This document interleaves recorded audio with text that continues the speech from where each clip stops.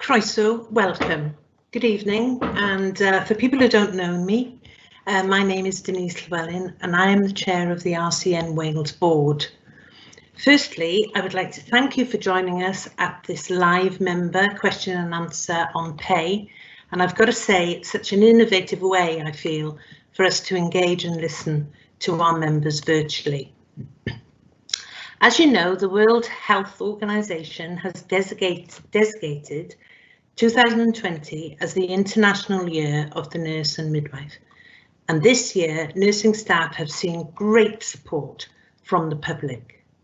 We now need politicians and government to show us that same support.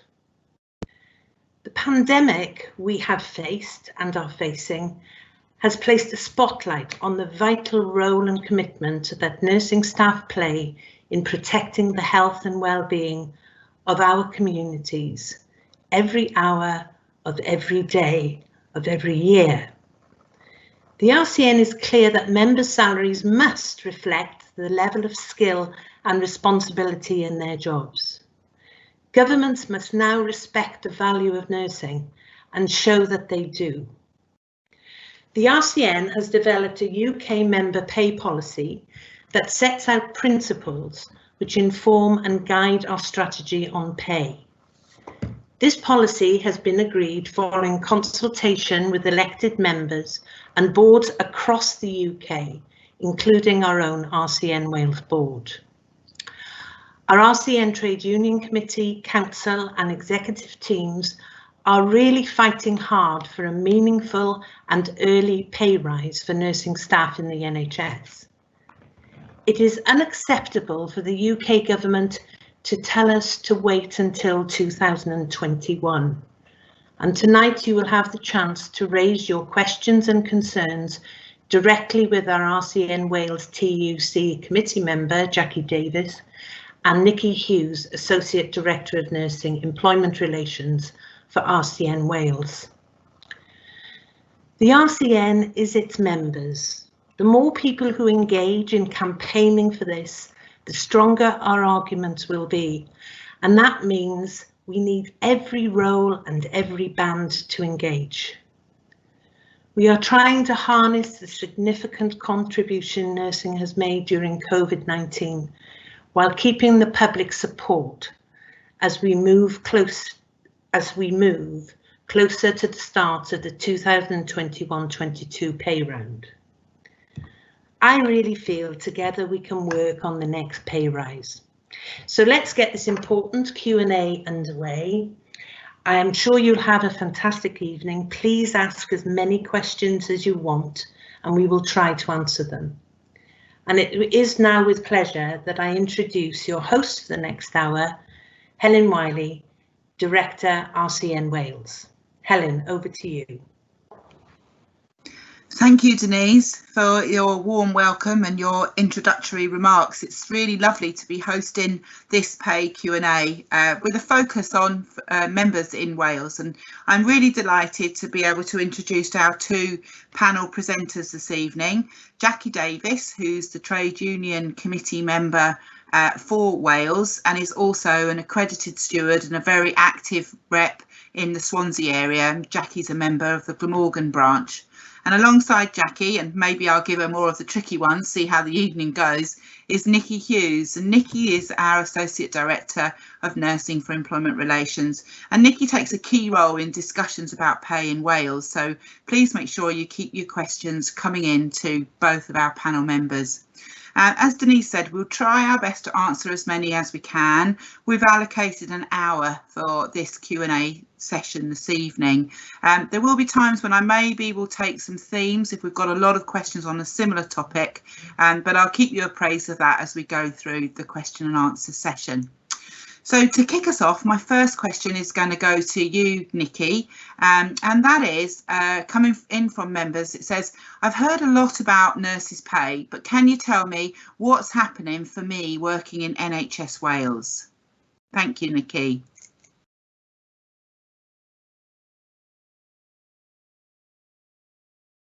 If you can unmute, please, Nikki. Apologies.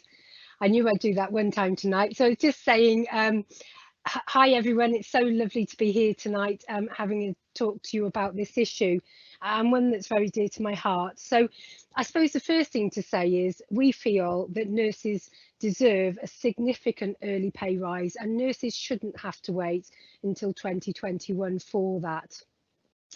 And there's also been quite a lot going on in the background, really preparing for the next pay round, even though the negotiations were going to be later. And you may remember that earlier on in the year a survey was sent out to members. We had an amazing 42,000 replies, and although that didn't focus on pay was an element within that, and you, our members, told us what you thought about pay and what your aspirations were for that. So in terms of Wales, we've got a trade union committee that meets on a regular basis, and we meet on a regular basis also with Vaughan Gethin, the Minister, with NHS employers and with other Welsh Government members. And during those meetings we do talk about terms and conditions, and pay will be part of that. That then fits into the UK structure, so the Staff Council in the UK, and Wales has a seat on that, so we can put forward the voices of our members in Wales, so that we have a very strong voice within that. Wales does align itself very much with England in relation to pay, and we know that our borders are very long and people work across the borders. So what would happen is there will be discussions at that UK level that Wales will have a seat at, and then when negotiations are at a point there, then it will come to Wales and we will take up that mantle from a Wales specific point of view. We are talking tonight about NHS staff with Agenda for Change, but there is also work going on to look at the independent sector. So we have that UK voice, but we also bring that back into Wales and we take your voices and feed that in. Thank you, Nikki. It's always good to get the first question answered. So Jackie, you're on the hotspot for this one. And this is somebody who's hearing what Nikki's saying, is saying, well, who sits on the RCN Trade Union Committee and what does it do? Hello everyone, pleasure to be here. I hope technology doesn't let me down. Right, the Trade Union Committee is accountable to the RCN Council, and it makes decisions on the Council's behalf on all the trade union functions. It's made up of a representative from each of the regions in the 4 countries. I happen to be the elected representative for Wales. Important to note that we're all volunteers. I'm an RCN member. I happen to be a steward, but I'm an RCN member. And I put myself forward last year because, one, I was interested, and 2, I wanted to engage, and I just felt I could do more. And it's been a steep learning curve, I will tell you. But some of the work that we have done that I can tell you about is we've looked at facilities time for our representatives in the workplace.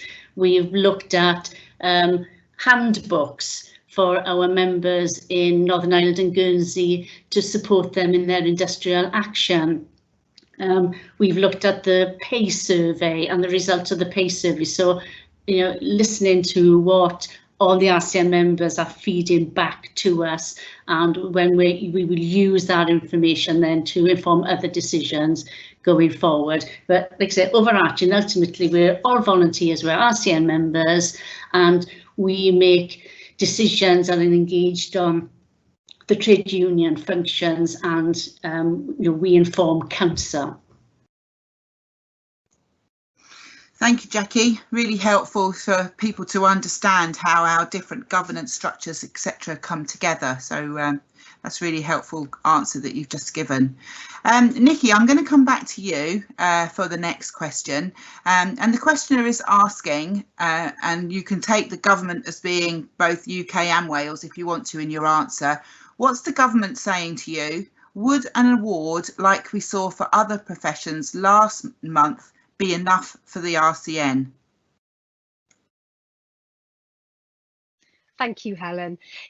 So after in July, you may remember that some media coverage was taken that all 14 unions, us being in the forefront of that, wrote to government both at UK level and also in the devolved nations to ask for the early pay negotiations and for an early pay deal from the 2021.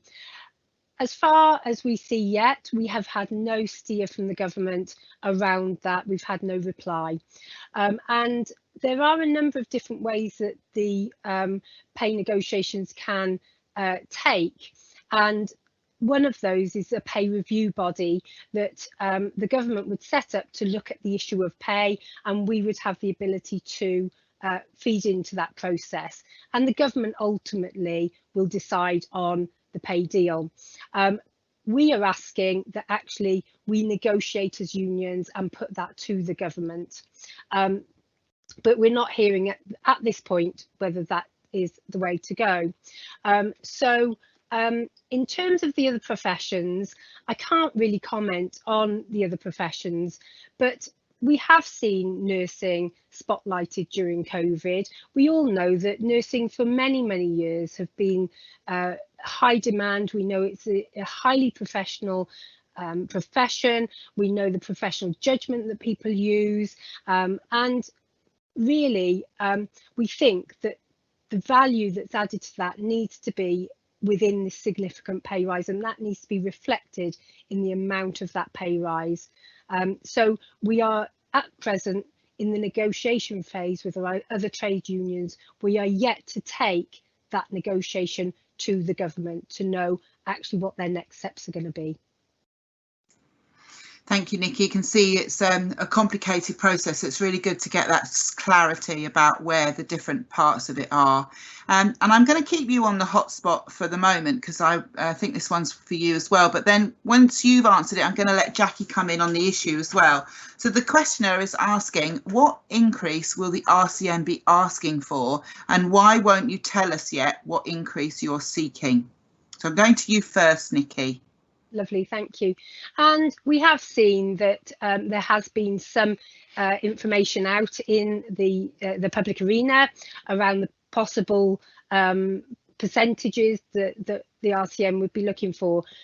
As I just said, we are going in to negotiations with our other trade union colleagues, and as anybody, I presume, who plays poker, who I don't, but my understanding is you hold your cards close to your chest. So we don't want to be putting that out in the public domain at this point. Once we have a position, we will be able to develop the strategy, which will be coming out in September. And any position that we are going to be putting forward, we will come to you as our members and also our elected members in the Trade Union Committee and Council to make the decision about whether that is appropriate or not. So at the moment, it's a bit of a waiting game, but within September, there'll be a strategy, you'll have clear focus on where we're going, and you will have the say. Thanks, Nikki. Jackie, I just want to let you come in on that one as well, because I know this is a subject very dear to the Trade Union Committee's hearts, and that they've been working really hard on this over the last few months. So just to remind you that the questioner was asking, they were asking what increase will the RCN be asking for, and why won't you tell us yet? So have you got any thoughts that you want to share on that issue, Jackie?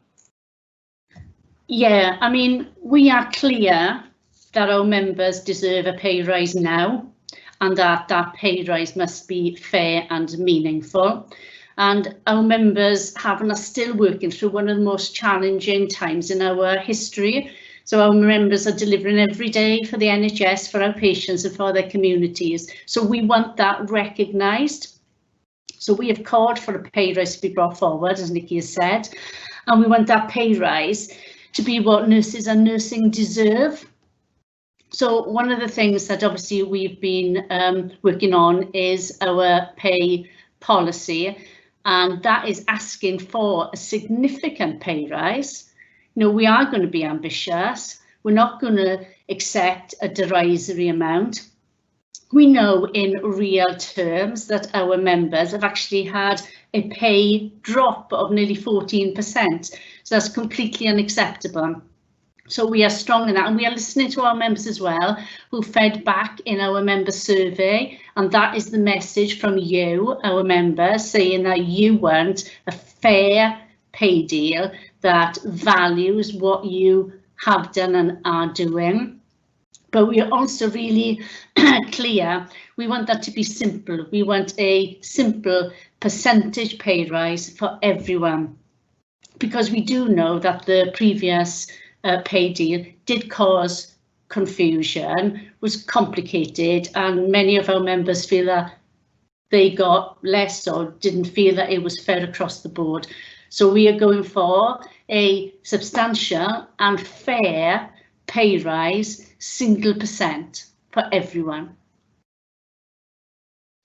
Thank you, Jackie. I can hear the passion of your thoughts about that, and I think I've certainly heard that message about the percentage rise that's simple for the 1 year. And I want to stay with you because there's a follow-on really that's just coming in, and that's about would an award like we saw for the other professionals last month, would that be enough for the RCN? No. I can expand, but that's my answer. No, it doesn't warrant further explanation. No, it's not. End of. Thank you. I love to see a straight talking Welsh representative on the chat. Well done. Thank you for saying that and for sharing that with us as well. Nikki, I'm going to come over to you. There's a question and it's about the joint union positioning really. So I think it's one that you'll want to answer because I know how closely you work with the unions in Wales and with your colleagues around the UK. And the question is asking, what will happen if all of the trade unions don't agree on a joint claim? Thank you, Helen.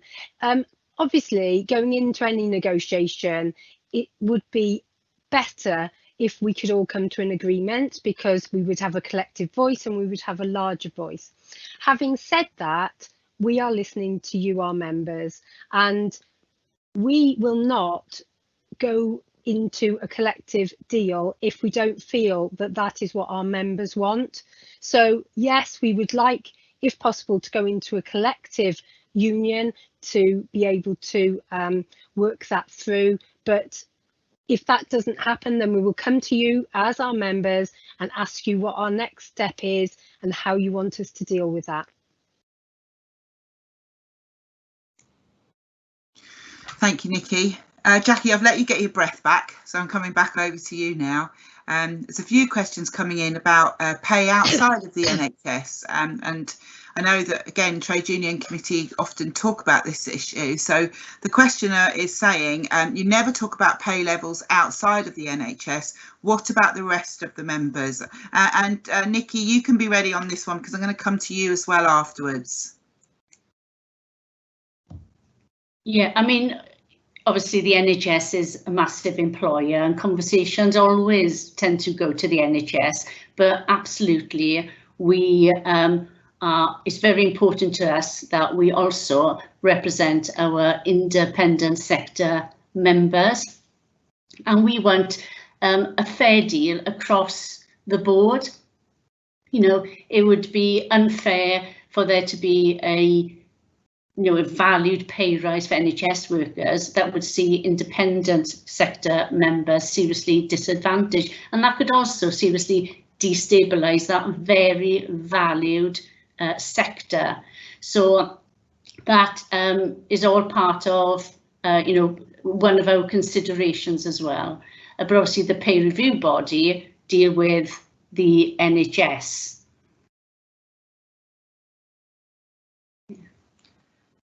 Thank you, Jackie. Nikki, I want to bring you in on this because I know as well that you do some work with members and colleagues on the independent sector, and I just want to add in as well because another question coming in about it, so it feels appropriate to link the two together because the questioner is saying, what are you doing about the independent sector as we don't have agenda for change? So I'm going to bring you in on that one, Nikki.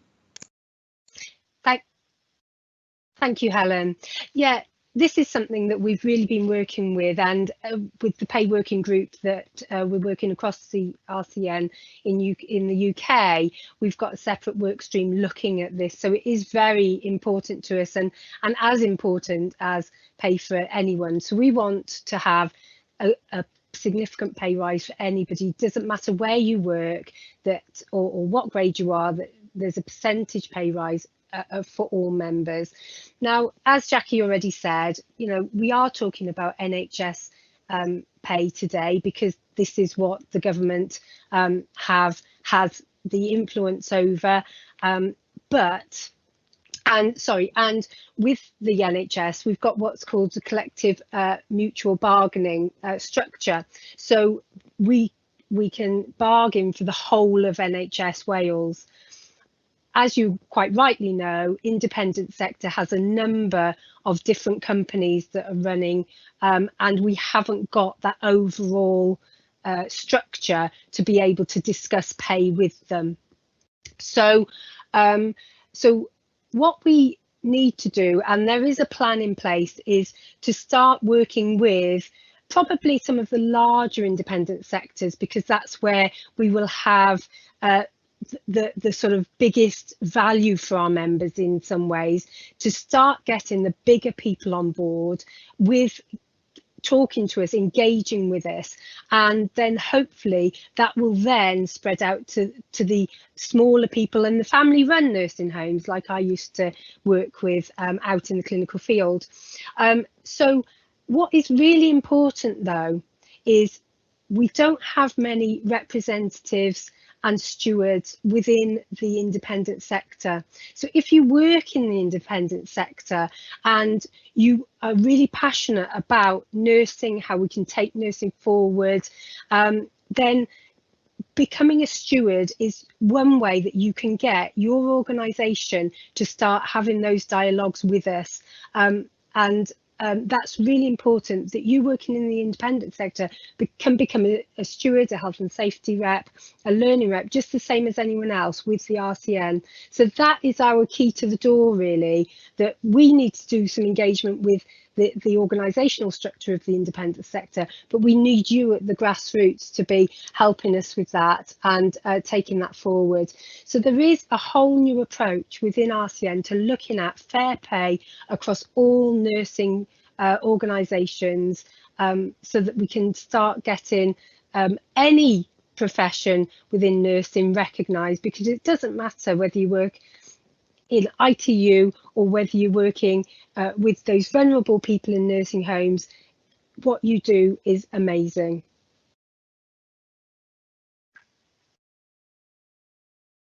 Thank you, Nikki. I'm sorry if there's a little pause there. I'm having a little bit of problem with my mute button coming on and off, so I do apologise for that. OK, so Jackie, I think we'll come over to you next. We'll let Nikki just catch her breath and grab a glass of water. There's a few questions on this, and basically the thrust of the questions are: is industrial action on the table for the RCN in this pay round? It's not off the table. Ultimately, it'll be what our members want to do. Any decision that will be made will be made by our members. We've recently had industrial action in Ireland, the first in our history as a trade union, and the Royal College of Nursing led the way. Other unions were not keen, and it was incredibly successful, and it was the nurses on the front line that led that campaign. Similarly, in Guernsey, interestingly, it's an issue that's crept up a lot recently, that lots of local members have brought up to me, and I had somebody recently say to me they specifically joined the RCN because the RCN's policy was not to strike, and they were brought up at the time of the miners' strike. This lady's father was a miner, and their family, you know, suffered. It was quite hard at that time. So she never ever considered that she'd want to take any industrial action. However, how nurses are now being treated, how nursing is not valued, the years of austerity and COVID, and how nursing has had to step up. What she was saying to me was, that is something that I would now consider if this government isn't going to reward our efforts and give us a fair pay deal. And I don't think that person is alone in that. I did mention earlier, one of the pieces of work that the Trade Union Committee did was work on the Industrial Action Handbook to support those nurses in Northern Ireland in the industrial action that they were taking over there. So, you know, we're ready if that's what our members want to do.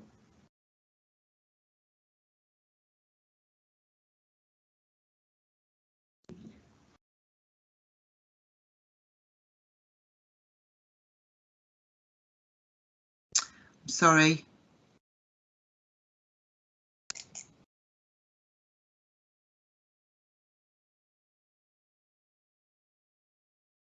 If you can, just check your mute button again, Helen. Sorry, I got this little sticky mute button and then I get cross with it, and of course I end up muting it again, so I do apologise for that slight delay there. Jackie, thank you very much for that. I'm going to stay with you because I think this links really to the issue you've just been talking about, which is a really difficult issue for us to talk about, isn't it? Industrial action, and you know, nobody wants to go on strike. What we want is good pay for our members, but I feel that this one really links to that. So I'm going to go to you on this one. Let Nikki finish that glass of water, and that the question I'm going to ask you is, what can members do to support now when there's no visible campaign yet?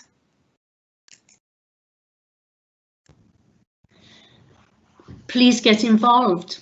Communication is everything, and we have obviously been sending our members emails, trying to keep them informed of everything that is going on. But you know, the RCN is its members. I was in Swansea on Thursday on one of the protest march as a nurse, and I took some RCN t-shirts and some placards. So we are the voice of nursing. I shouldn't put that up there. And there were a number of nurses then who were asking me, well, how can I be involved? And it always surprises me that there are people who do want to get more involved but don't know how. So, you know, there's our website, there's your local trade union representatives. We have branch meetings. We're hoping to do them virtually, which will make them more accessible for people, because we've got people living in rural areas. And what's important, by being engaged, you're also informing us, and you'll be informing the campaign and getting, you know, the RCN message communicated out to all our members. Yeah, does that help? Yeah, I think what I definitely was hearing there is talk to us, get involved, come and be part of the call, really. So I'm going to let you have a little breather, get a glass of water, and I'm going to go over to Nikki now. And this one follows on as well, Nikki, because it's about the sort of public support. So the question is asking, how are we going to make the most of the current public support that there is for nursing? Thank you, Helen. Yeah, this is a really important point. And when talking to my colleagues in Northern Ireland about the strikes there, the public really got behind the nurses there, and that was one of their successes, in that when they were talking about, say, staffing as the corner piece to their strike action, then the public really got behind them. So it is really important that we continue to have that public support, and we are in such a good time at the moment. because of COVID, that we've seen our public out on doorsteps clapping. We need to harness that and continue that. And some of it's about that very sort of basic stuff about talking to your peers, to your family, to your neighbours, to anybody that will listen about pay and what's happened in nursing, what we're looking for, why we're looking for it. So it's about keeping that public support.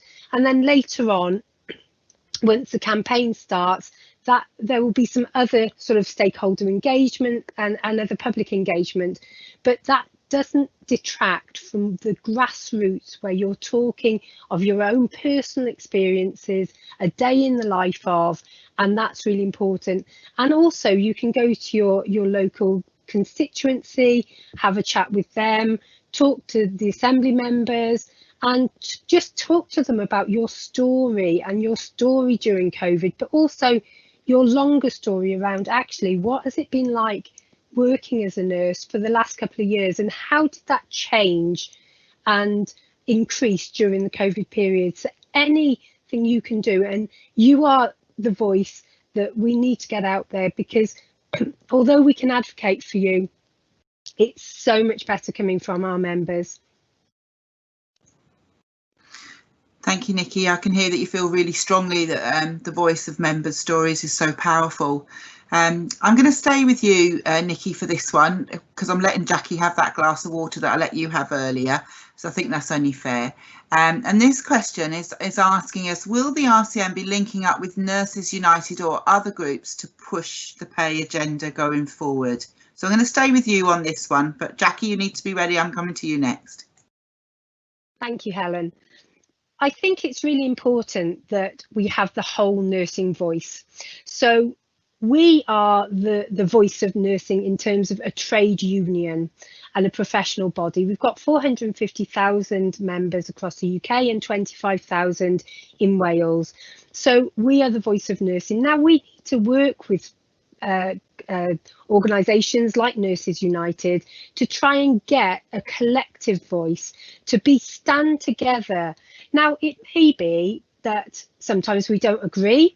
We have different thoughts on percentages, positions, all those kinds of things. But actually, that doesn't really matter, because what we need is a total nursing voice across the patch. We're all fighting for the same thing here. So for us, we have to stand together. If we start sort of dividing and conquering, that's not going to work. We have to work with people, but obviously we are the trade union, so therefore we are at the negotiating table, and we can then take forward our members' views, taking into account the other aspects that are going on, but it's our member views that we take into those negotiations, and your views that then talk to us about where we go next. That's really helpful clarification. We've had a number of questions on that issue, so I think that's good. Members clearly wanted to hear what our thoughts were.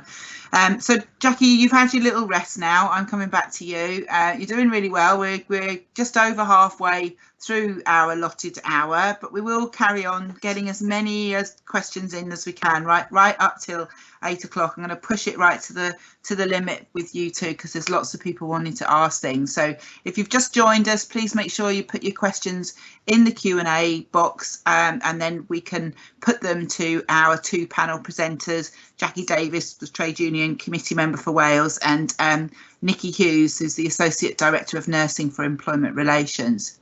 So Nikki, I'm coming back to you now. This one, I'm going to pull two questions together really, because I think they link to one another. And these are, what can RCN members help directly with at the current time, and what is an e-campaigner for the RCN? Thank you, Helen. So what people can do at the moment, so there's people that would like to get very involved in this. Well, you can always become a steward, an RCN rep, and work with us to campaign on a more formal basis and be out there talking with peers as an RCN representative. There are also on the ground, we can you know, if that's not for you, then again, you can be talking with your peers, because not everybody will be on social media or maybe looking at emails and things like that. So it's about getting colleagues, not only in the RCN, but across the nursing family, to also start talking about pay and how that works.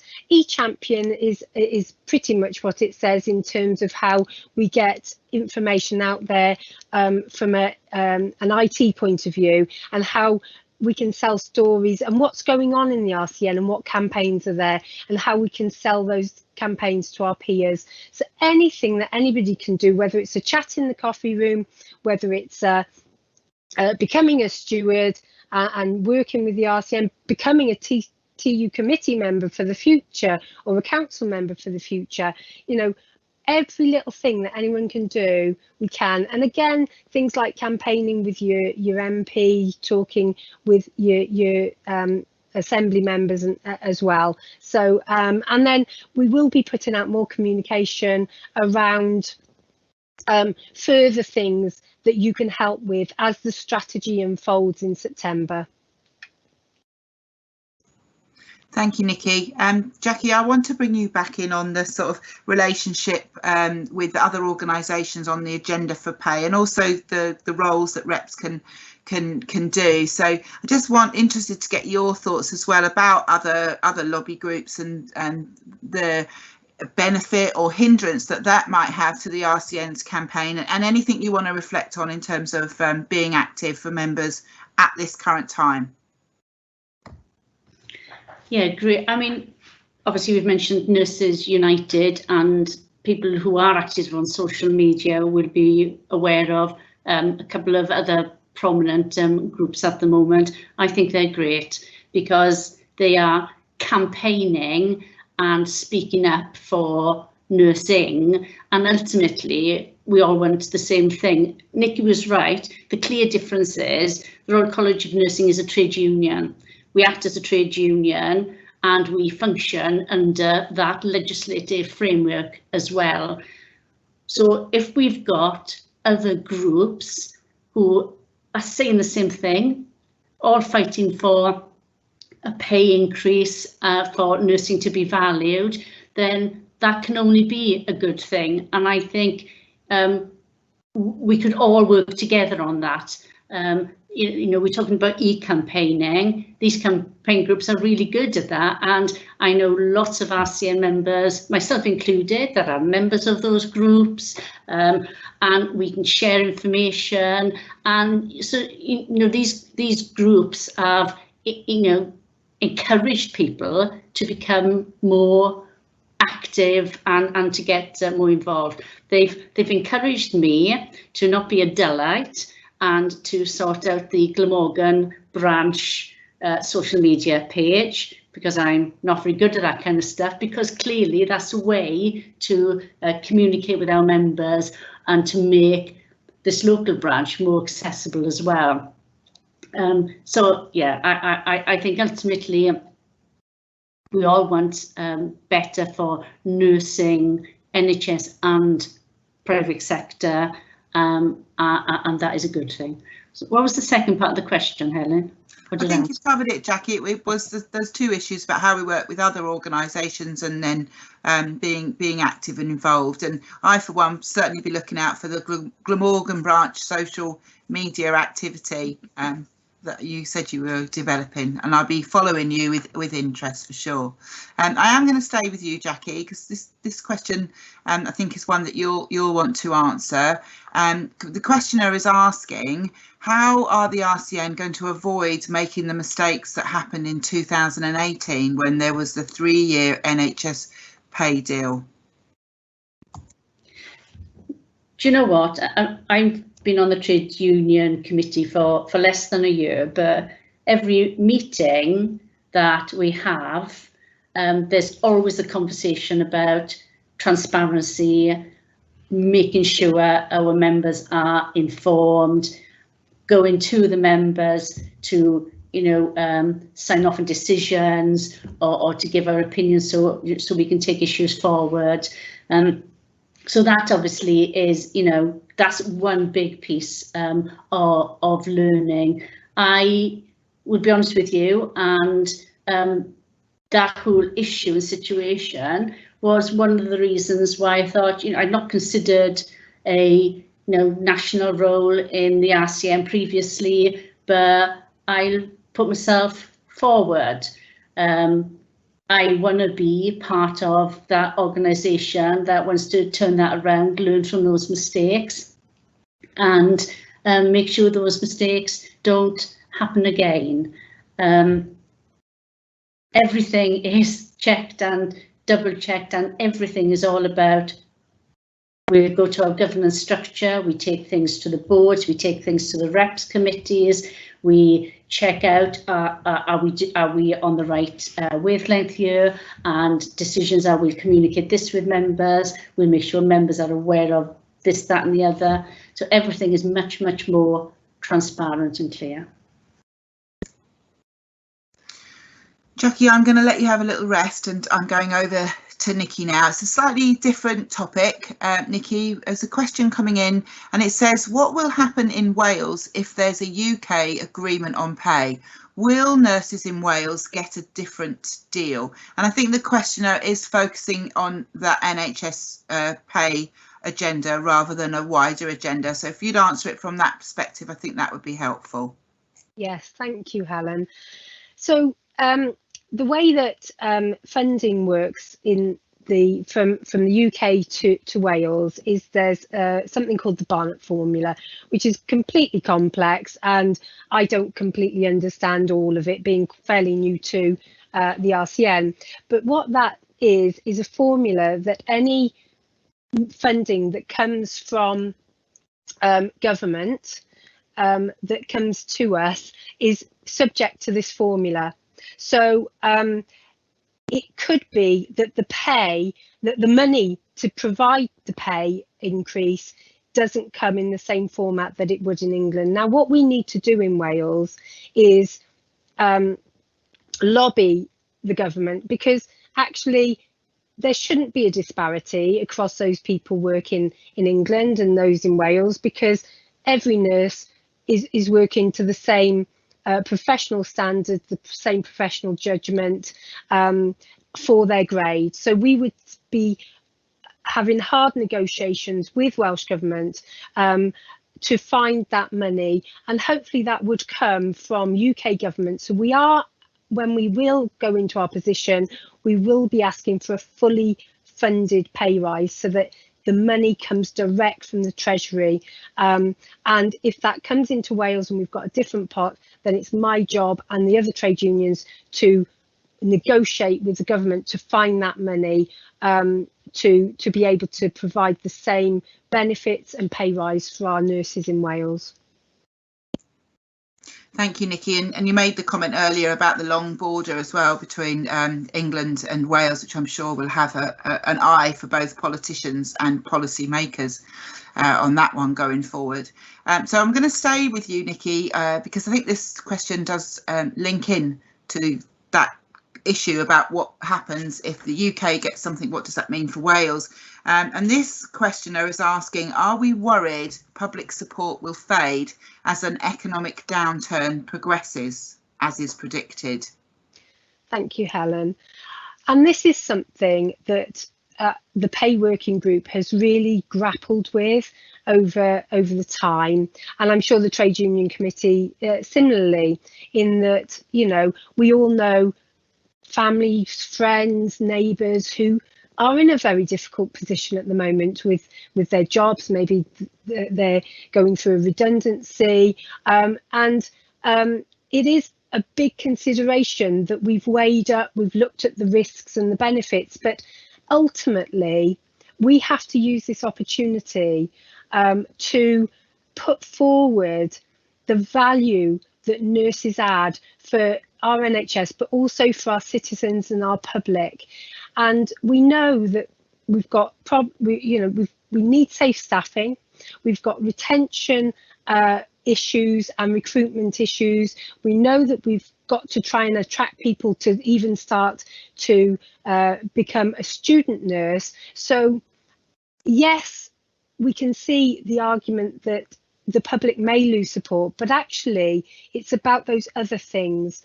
It's the other things that pay will open that door for us to get the proper staffing levels so that patients can be cared for in a safe way. And I think those are the kinds of things that we need to discuss with our families, our friends, and with the public to keep that support, because COVID did highlight absolutely clearly that we didn't have enough nurses, and we had to go out and we had to ask students to step up and become part of the workforce. We had to ask retired nurses to come back. That's not sustainable. So it's actually not necessarily all about nurses and pay. It's about protecting patients and protecting the public. Jackie, I'm coming back to you now for another question. There's quite a lot coming in, so I'm hoping we're going to be able to get a few of these in before the end of our time here today. And this questioner is asking, I've heard that Nurses Unite are pushing for 15%. What's the RCN asking for? Well, if you don't ask, you don't get, to start off with. And for me, the more noise, the better. I'm particularly pleased they're asking for 15%. I'm not going to give a figure tonight because we are working on our strategy. And as Nikki said earlier, you do have to play poker here a little and keep your cards close to your chest at age of negotiation. But we are absolutely clear that the percentage increase offered to other areas of the NHS in the last couple of weeks is absolutely not acceptable to us. We are going to be ambitious, and you know, Great Nurses United will help us in that, in terms of that campaign and engaging with people. And you are right about, you know, the current economic downturn. People are losing their jobs, but that shouldn't mean that nurses don't get paid for the job they do, that their work isn't, you know, valued. You know, with A4C, we talk about equal pay for equal value, but nursing pay has stood still, yet the job and the skills delivered on a daily basis has increased substantially, and that needs to be recognised. We've all seen pictures of nurses in full PPE, you know, dealing with very, very poorly patients. That can't go unrewarded. We're fast approaching only 10 or so minutes left, but I'm going to try and get at least 2, if not 3 more questions in for you both. So I'm going to go to Nikki now. Nikki, this one I think is one that is very interesting, and the questioner is asking, if the RCN go their own way with a pay position which is not aligned to the other trade unions, is this the beginning of the end of Agenda for Change? That's a really tricky question, actually, and thank you for that. That's really good. So we know that Agenda for Change has got its foibles, and as Jackie said, the whole remit about it was equal pay for work of equal value, and that has to be a principle. I think in the last pay round, my understanding is that the waters were muddied because there was an element of pay, but there was an element of looking at Agenda for Change and changing that. I think at this point in time, we need to put Agenda for Change to one side. What we're absolutely looking for this time is a percentage pay rise across all bands in an equal way. So I don't think we're in a position at this point to be looking at Agenda for Change, but that's not to say that something won't happen in the future. Thank you, Nikki. I like to give you the ones that make you think, and actually I think it's really genuinely really good that you're both prepared to take the questions that are coming in on this Q&A, because you don't know what they're going to ask, and I'm very grateful to you both for your honesty and commitment for doing that. So I'll let you have a breather, because that was quite a tricky one for you, Nikki, and I'm going to come to you, Jackie, and it's on the strike theme again, because I think there's quite a lot of questions coming in on this, and the questioner is saying there's a lot of social media comment about going on strike.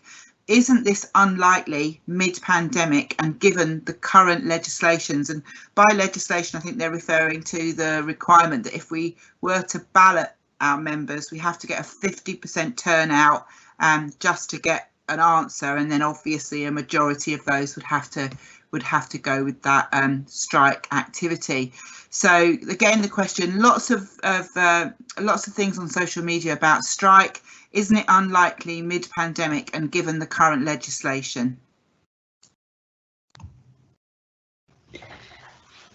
As you've just said, the legislation is the first hurdle, because you need 50% of your membership to agree to a strike. That comes back to members engaging as well, and members responding to any ballots, etc. that we put out. Members have got to use their voice here. It's not, RCN members in particular will never put their patients at risk. And we in Ireland, and Ireland did take industrial action. That was their primary principle, that patient safety came first, and measures and efforts were put in place. Guernsey suspended their industrial action. Northern Ireland also suspended their industrial action at the start of this outbreak, and that's all about patients first. But this pandemic isn't going to last forever, let's be positive. And while we are waiting, we will be prepared.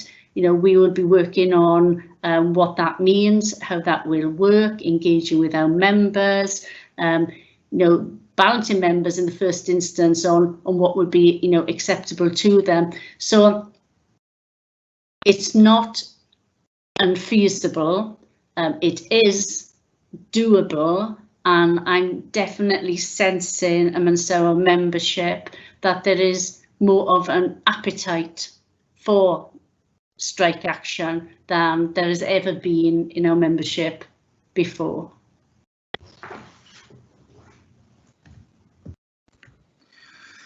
Nikki, I'm going to come back to you now. There's a couple more questions coming in that I'm hoping we'll be able to get to cover, but this one's another tricky one for you. But you said you liked answering the tricky questions, so here we go. The questioner is asking, do we know what other trade unions are asking? There's a lot of rumours about others wanting less. Do you want to make any comments on that, Nikki? Yes, thank you. Obviously, there is negotiations, and every union starts at whatever they feel is best for their members. Now, we're talking about what is best for our nurses. We are the voice of nursing, as I said earlier, with our huge membership. So actually, yes, we want to act as a collective. We have a greater sort of power, if you like, with the government if all unions stay strong. But actually, it's about what our members want. And we have to weigh up with you, the members, what that means in terms of nursing. But we cannot be swayed by other unions who've got different agendas sometimes, because they haven't got the amount of nurses that RCN has. So we have to concentrate on what is best for our nurses and our members, and what you're telling us. So we will come back out to you at the point that we've got a position.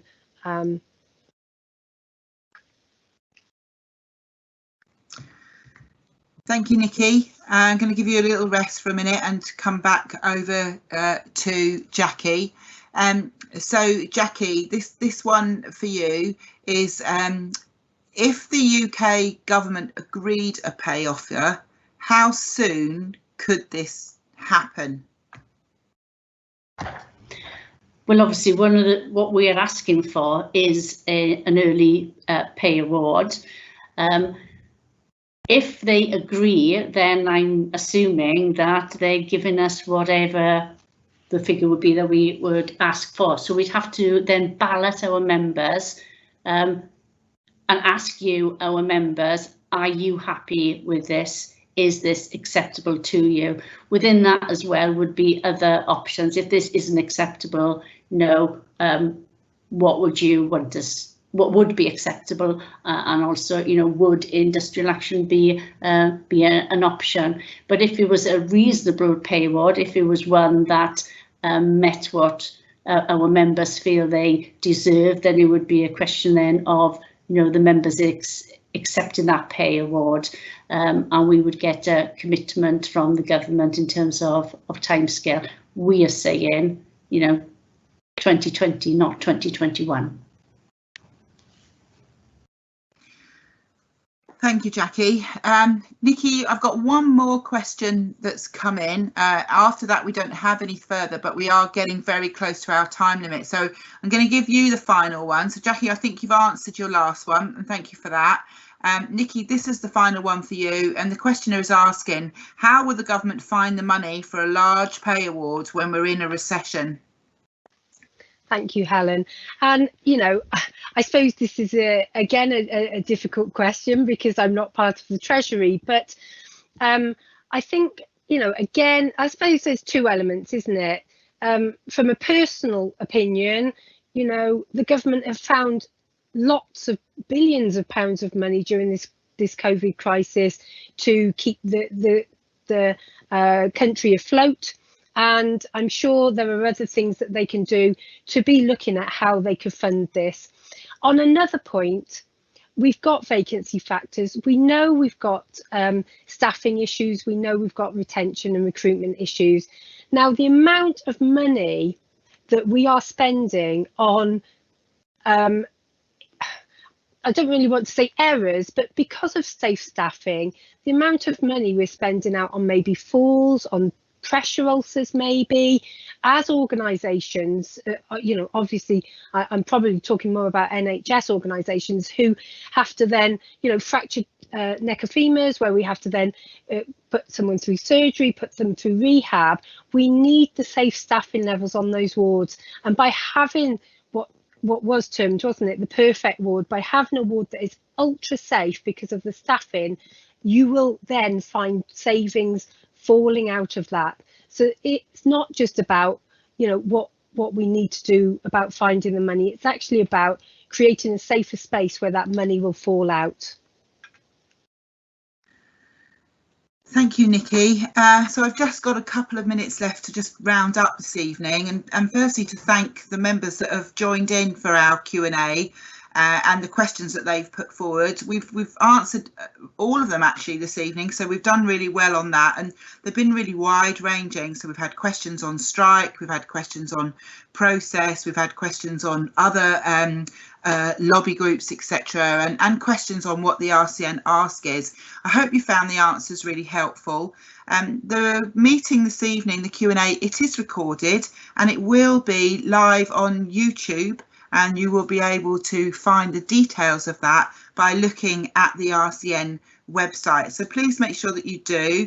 And if you've got colleagues who perhaps are on shift this evening or weren't able to join us for this Q&A who are interested, please feel free to share the link on social media or by email, whichever way is accessible for them, so that they can watch back the important points and debates that we've had this evening. Of course, my big thanks as well to the RCN Wales Chair, Denise Llewellyn, for her introductions this evening. Really nice to have the perspective of Wales and what the issues are for our members in Wales, and I'm very grateful that Denise has given up her time this evening to come along and do that welcome. Also, just to point out for you, there are some further events coming up. You should be able to see a slide now which shows you the link for further events for Pay Q&A. The next one on Friday this week, the 21st of August, we'll have the council member, chair of and regional director for the Southwest region involved in that Q&A. So if you work in that part of the world or you're interested to hear their views, then please do come along and join in. Similarly, keep in your diary Thursday the 27th of August when Dame Donna Kinnair will be joining us too. So diolch yn fawr iawn, thank you very much and have a very pleasant evening. Thank you and goodbye.